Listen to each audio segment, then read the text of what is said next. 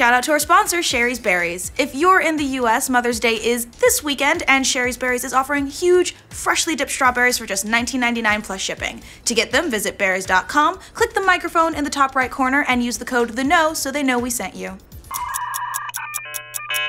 Welcome to The Know, I'm Mica Burton. Last year, Nintendo may have played it low-key during last year's E3. You know, low-key meaning they still brought one of the best-reviewed games of all time, Breath of the Wild, but this year they're already gearing up for a major shindig. And no, they won't be coming back to do a major presser, but they will be giving one of their Spotlight live streams. This Spotlight will take place on Tuesday, June 13th at 9 AM Pacific, and it'll showcase their upcoming 2017 Switch titles, including Super Mario Odyssey. Immediately after the Spotlight, they'll also be holding a treehouse, where they plan on taking deeper dives into some of their just-announced games.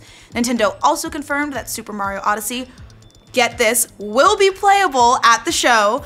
Interestingly enough, the press release said this game is Mario's first sandbox-style game since Super Mario 64 and Super Mario Sunshine. So this whole office is shitting their pants. We're all very excited. And in some sad news, sorry Hitman fans, looks like Square-Enix is in the process of assassinating one of your favorite franchises. In a statement released to investors yesterday, the company reported extraordinary loss of over $40 million for the fiscal year, which will result in some priority shuffling for the company. As a result, Hitman is getting shuffled to the old dusty train, and according to the statement, Square-Enix is killing its business with subsidiary IO Interactive, the makers of Hitman, and is looking for potential suitors to take the studio away from them. You know, while all that sounds rather grim, that doesn't necessarily spell total doom for Season 2 of Hitman. Season 1 was met with positive reception from critics and fans, so there's certainly a chance that whoever assumes ownership of IO Interactive might continue the franchise. Star Citizen continues to be a crowdfunding juggernaut. The super ambitious spacefaring sci-fi title has hit even more unprecedented heights than ever before. By the latest counts, Star Citizen is quickly approaching, wow, 150 million, with over 148 million raised so far. In a new interview with the New York Times, the game's creator Chris Roberts said, "My expectation was that we'd raise around 4 million. I had investors lined up to help with the rest. But Sandy, my wife, told me not to worry about investors, that we'd make it to 20 million. I told her she was crazy, and then it kind of went from there." So it's been a long and sort of rocky road to that $148 million. The game has suffered a number of delays and setbacks as its scope has increased to match the budget.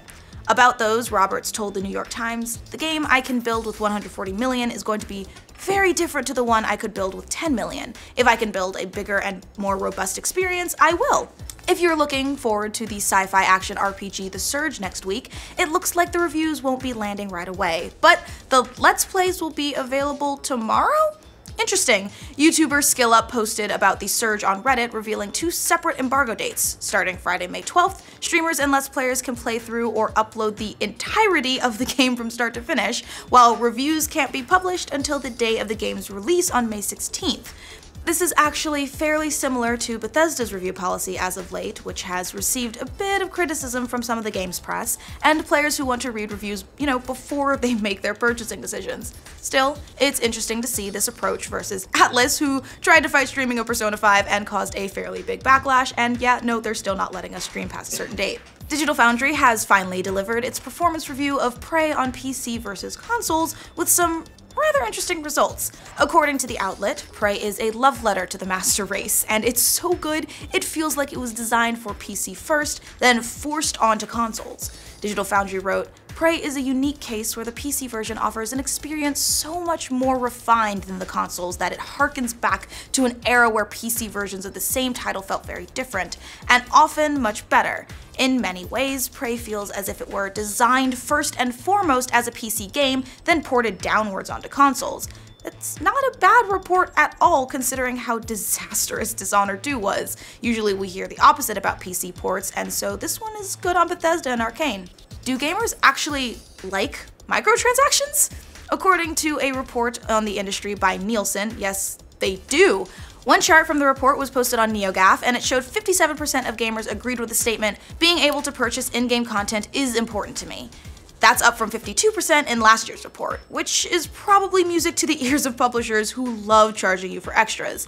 I wonder how the other 46% of gamers respond to this question. Do I like microtransactions? Is this a prank call? Overwatch is celebrating its first birthday this month. Happy birthday, Overwatch! And we've got some details about what Blizzard is planning to do to celebrate.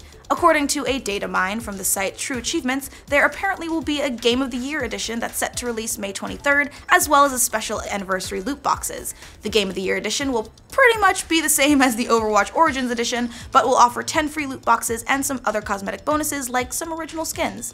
The anniversary loot boxes will have, wow, more than 100 new cosmetic items, and they will be available all the way to June 5th. Other recent data mines posted on Reddit have shown that Overwatch also might be getting a new game mode that involves destroying an objective, which would be a first for the game. Heads up, Judge Dredd fans, the superhero who's also a self-contained legal system is coming to television. Entertainment Weekly reports that Studio IM Global and UK game developer Rebellion have struck a deal to turn the comic book character into a live-action show called Judge Dredd Mega City 1. The show will be set in a future where the east coast of the US has become a crime-ridden, overcrowded shithole, and it follows a team of judges as they fight bad guys. So if you're not familiar with judges, they're basically futuristic cops who serve as judges, juries, and executioners. No word on casting decisions yet, but IM Global Television President Mark Stern, who developed Battlestar Galactica, Helix, and Defiance at Sci-Fi, will be an executive producer. The show is still in the early stages of development, and we don't have a release date or even a network at this point, but stay tuned for more details. We'll probably be reporting them here. If you're planning on flying from Europe to the US, don't bring a laptop. The Daily Beast reports that US Department of Homeland Security is planning to ban laptops in the cabins of all flights from Europe. And you might be wondering, what's wrong with me playing solitaire on my flight? Well, it's because authorities are worried that terrorists could convert laptops into bombs. So thanks for ruining everything, terrorists. You're no fun.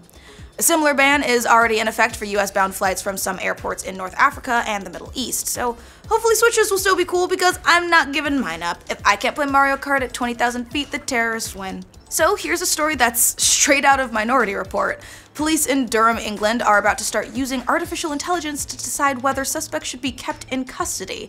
According to the BBC, the system is designed to classify individuals based on a low, medium, or high risk of committing a future offense. The software is based on data gathered by the local police over the last few years and accounts for things like criminal history, severity of the crime, and if the suspect is a flight risk. Police plan to start using it in the next few months, but the system, as you can imagine, is a little controversial. An investigation from ProPublica last year found the risk assessment tools are flawed, and built-in human bias makes them twice as likely to flag black defendants as future criminals, and far more likely to treat white defendants as low-risk offenders. So yeah, what could possibly go wrong? A Russian court has convicted a YouTuber who filmed himself playing Pokemon Go in a church, but he won't serve jail time. Ruslan Sokolovsky could have gotten up to 5 years in jail after he was found guilty of inciting hatred for the video. Sokolovsky instead got a 3.5-year suspended sentence, which is basically like a probation. You might remember that the 22-year-old posted footage of himself catching Pokemon in a church back in August of last year, at the height of the whole Pokemon Go craze. In the video, he poked fun at the government imposing tougher penalties on people who offend religious sensibilities. Turns out, the Russian government doesn't play around, and he was arrested a few weeks later. Since then, Amnesty International has asked for his release, and thousands have lobbied the government for the release of Sokolovsky, who has been detained since October. So I guess you could say that he used escape, and it was super effective. Who wrote that? Was that Brian? Was that Brian or Eddie? It was Ashley. It was Ashley? I said it out loud. Ashley! It's bound to be said to other people. This is a place of trust. Ashley! So that's all the news that we have for you today. And for more news from every corner of the internet, remember to like this video, and if you're new around here, subscribe to The Know. Thanks to Sherry's Berries for sponsoring this update. Mother's Day can be stressful if it sneaks up on you, so don't let it. Get it sorted out now. It's this weekend. Sherry's Berries is offering freshly dipped strawberries for just $19.99 plus shipping, or you can double the berries for an extra $10, and if you do, they'll throw in free cake truffles too.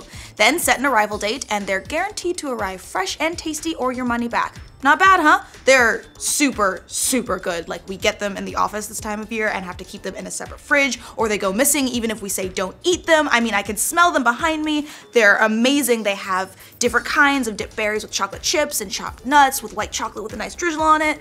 Trust us, they're good. We eat them all the time. To check them out and order berries for your mom or for yourself, because treat yourself, visit berries.com, click the microphone in the top right corner, and enter code THEKNOW so they know we sent you.